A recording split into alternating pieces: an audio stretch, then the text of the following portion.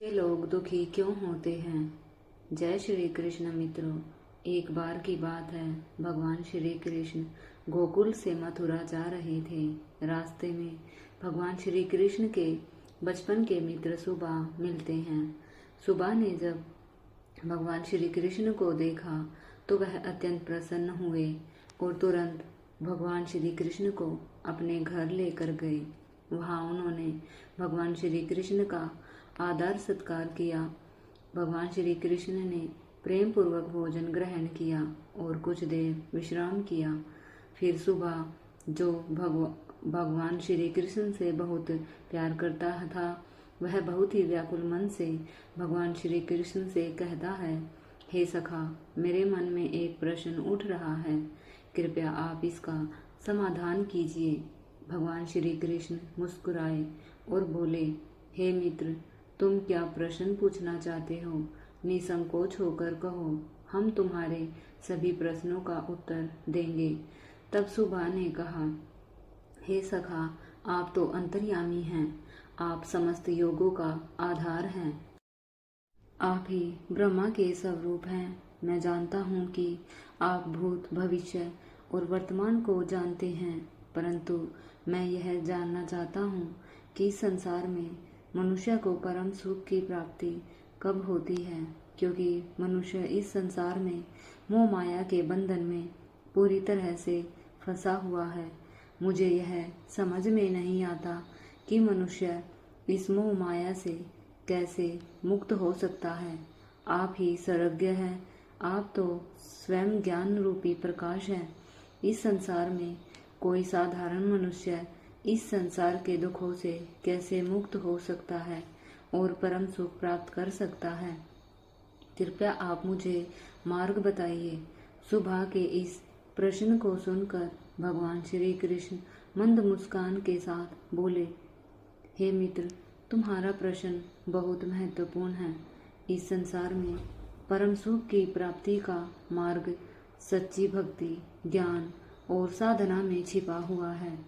तुम्हारे मन में जो प्रश्न उठ रहा है, वह न केवल तुम्हारा बल्कि हर व्यक्ति का प्रश्न है। मनुष्य जब तक मोह माया के बंधनों में बंधा रहता है, तब तक उसे परम सुख की प्राप्ति नहीं हो सकती। भगवान श्री कृष्ण ने फिर सुबह से कहा, हे मित्र, इस चराचर जगत में भगवान ब्रह्मा ने कई तरह के जीव जंतु और अनेकों प्राणियों के शरीर का निर्माण किया है, लेकिन उनमें सबसे प्रिय और श्रेष्ठ शरीर मनुष्य का है।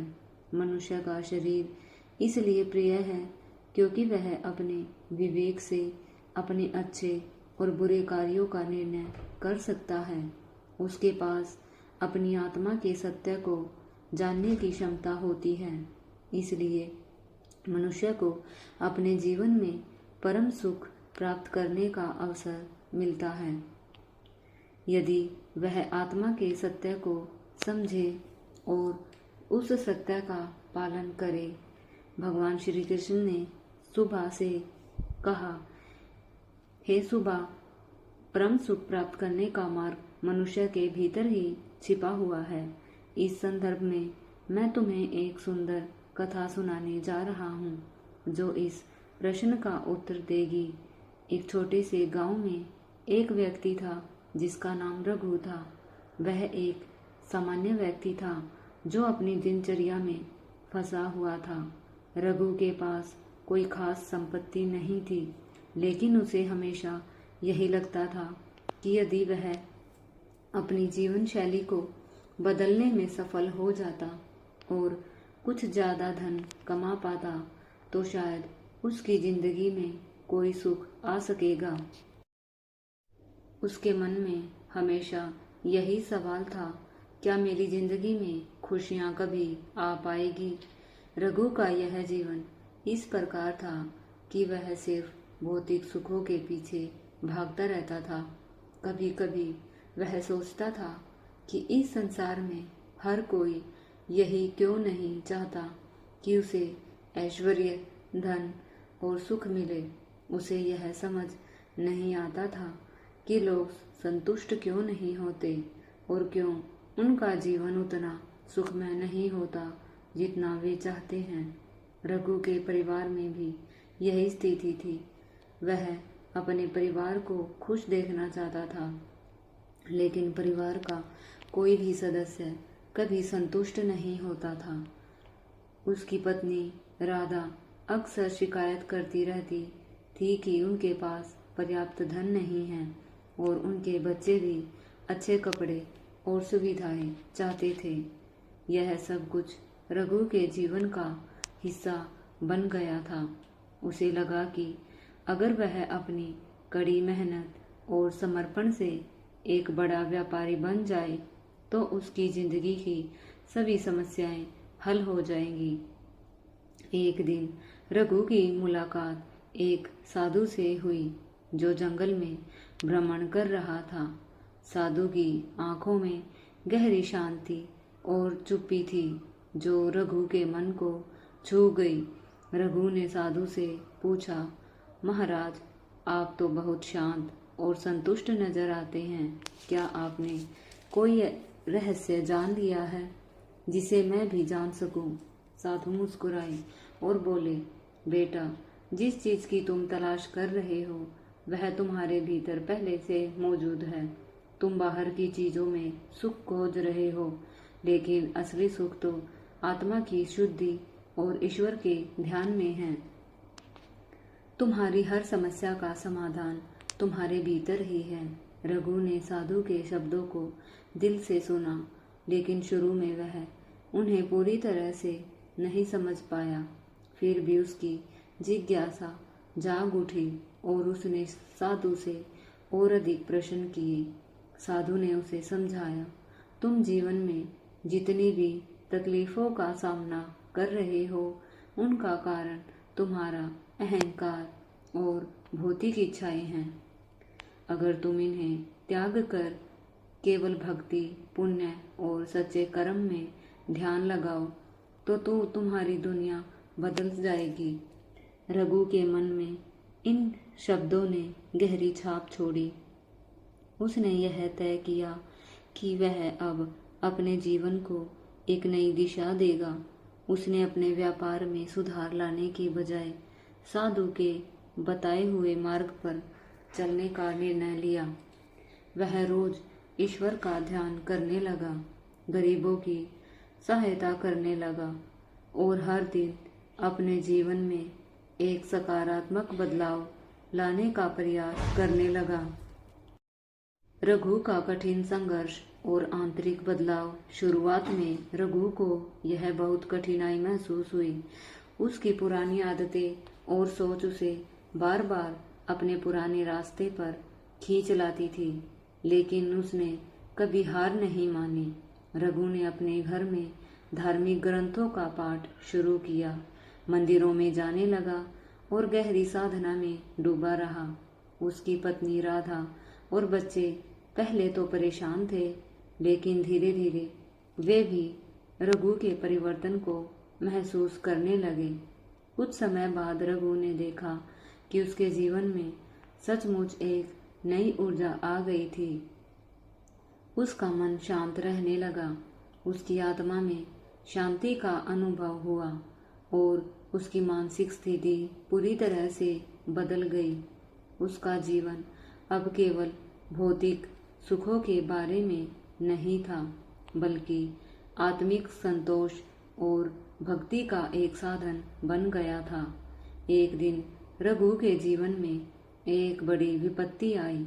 वह अचानक एक गंभीर बीमारी का शिकार हो गया। उसकी हालत इतनी खराब हो गई कि डॉक्टरों ने उसे 1-2 दिन का मेहमान बताया। रघु के शरीर पर कोई इलाज काम नहीं कर रहा था। ऐसे में उसे अपने जीवन के अंत का एहसास हुआ। रघु ने अपनी बीमारी के दौरान कई दिनों तक भगवान का ध्यान किया और यह समझने की कोशिश की कि उसका जीवन का असली उद्देश्य क्या था। उसने सोचा, अगर मुझे मरना ही है तो मैं क्या चाहता हूँ? क्या मेरे जीवन का कोई उद्देश्य था? जीवन के अंतिम क्षणों में ज्ञान का अनुभव। रघु के अंतिम दिनों में उसके पास एक साधु बाबा आए। बाबा ने रघु से कहा, तुमने अपना जीवन भक्ति और पुण्य के मार्ग पर चलने में लगाया, तुम्हारे कर्म अच्छे रहे हैं और अब तुम्हारा आत्मा उस उच्च स्थान की ओर बढ़ने के लिए तैयार है जहाँ केवल शांति और आनंद मिलेगा। तुम्हें इस जीवन का कोई पछतावा नहीं होना चाहिए, क्योंकि तुमने जो किया वही सही किया। रघु की आंखों में आंसू थे, लेकिन वह संतुष्ट था। उसने भगवान का नाम लिया और अपनी आत्मा को ईश्वर के हवाले कर दिया। उसकी मृत्यु के बाद उसकी आत्मा यमराज के पास पहुंची। यमराज ने उसकी आत्मा का लेखा जोखा किया और पाया कि रघु ने जीवन में पुण्य के काम किए थे, भक्ति का मार्ग अपनाया था और उसका जीवन सही दिशा में था। यमराज का निर्णय और स्वर्ग की यात्रा। यमराज ने अपने मंत्रियों से कहा, रघु ने जीवन में जो भक्ति और पुण्य के कार्य किए वे बहुत महान थे। उसकी आत्मा को नरक में नहीं भेजा जा सकता, वह सीधे स्वर्ग की ओर जाएगी। रघु की आत्मा स्वर्ग में पहुंची, जहां महर्षि अत्रि और अन्य देवता उसे स्वागत करने के लिए खड़े थे। महर्षि अत्रि ने कहा, यह आत्मा एक सच्चे भक्त की है, जो अपने जीवन में कर्म और भक्ति के माध्यम से आत्मा की शुद्धि करता है। इस घटना ने स्वर्ग के देवताओं को यह समझाने का अवसर दिया कि जीवन का असली उद्देश्य केवल भौतिक सुख नहीं है, बल्कि आत्मिक शुद्धता और ईश्वर के प्रति निष्ठा है। रघु के जीवन की कहानी ने सभी देवताओं और प्राणियों को यह सिखाया कि हर व्यक्ति को अपनी आत्मा की शुद्धि और भक्ति के मार्ग पर चलना चाहिए। यह कथा हमें सिखाती है कि जीवन का असली सुख केवल भौतिक संपत्ति और भोग में नहीं है, बल्कि आत्मा की शुद्धि, ईश्वर के प्रति भक्ति और पुण्य के कार्यों में है। जब हम अपने कर्मों को शुद्ध और सही दिशा में लगाते हैं, तो न केवल हम इस जीवन में शांति और सुख पाते हैं, बल्कि मोक्ष की प्राप्ति भी करते हैं। रघु की कहानी हमें यह याद दिलाती है कि जीवन के हर पल को भक्ति और पुण्य के साथ जीने का प्रयास करें, ताकि हम सच्चे सुख और शांति की प्राप्ति कर सके। मित्रों, इस प्रकार से महर्षि अत्रि ने रघु को परम ज्ञान दिया। महर्षि अत्रि का यह ज्ञान इतना गहरा और व्यवहारिक था कि उन्होंने रघु को संसार के असली सुख और जीवन के उद्देश्य के बारे में समझाया। रघु ने महर्षि के शब्दों को ध्यानपूर्वक सुना, उन्होंने आशीर्वाद लिया और उनके प्रति अपनी श्रद्धा और सम्मान व्यक्त करते हुए उन्हें कोटि कोटि प्रणाम किया। महर्षि अत्रि के उपदेशों के बाद उन्होंने उन्हें धन्यवाद दिया और उनकी उपदेशों के महत्व को समझा। फिर महर्षि अत्रि उस स्थान से विदा हो गए और रघु अपने जीवन को बदलने के लिए तैयार हो गए, क्योंकि उन्होंने परम सत्य को पहचान लिया था। भगवान श्री कृष्ण ने सुबह से कहा, हे मित्र, तुमने देखा कि महर्षि अत्रि ने रघु को किस प्रकार जीवन का परम सत्य बताया। इसी तरह यदि मनुष्य परम सुख की प्राप्ति चाहता है और अपने जीवन को सुखमय बनाना चाहता है, तो उसे इस सांसारिक बंधन से मुक्त होना होगा। वह बंधनों से मुक्त होगा, तभी उसे परमानंद की प्राप्ति होगी और अंत में वह मृत्यु के बाद वैकुंठ लोक में प्रवेश करेगा।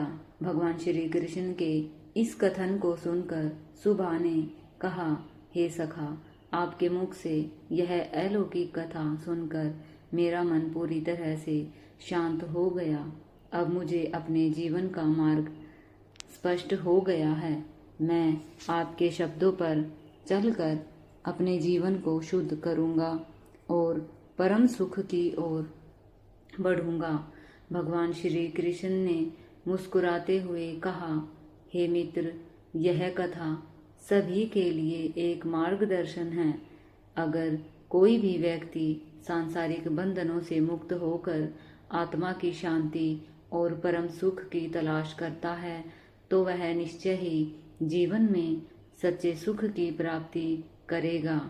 प्रिय मित्रों, इस प्रकार आज का यह प्रसंग समाप्त हुआ। भगवान श्री कृष्ण की ये दिव्य बातें हमें यह सिखाती है कि संसार के हर भौतिक सुख से बढ़कर आत्मिक शांति और ज्ञान की प्राप्ति है। जब हम अपने अंतर्मन की गहराइयों में जाकर अपने असली स्वभाव को समझते हैं, तब हमें असली सुख मिलता है, जो न केवल इस जीवन में बल्कि मृत्यु के बाद भी हमारे साथ रहता है। अगर आपको यह ज्ञान से परिपूर्ण कथा पसंद आई हो तो कृपया कमेंट बॉक्स में जय श्री कृष्णा, जय भोलेनाथ अवश्य लिखें। प्रिय मित्रों, इस वीडियो को देखने के लिए आप सभी का बहुत बहुत धन्यवाद। जय श्री कृष्णा।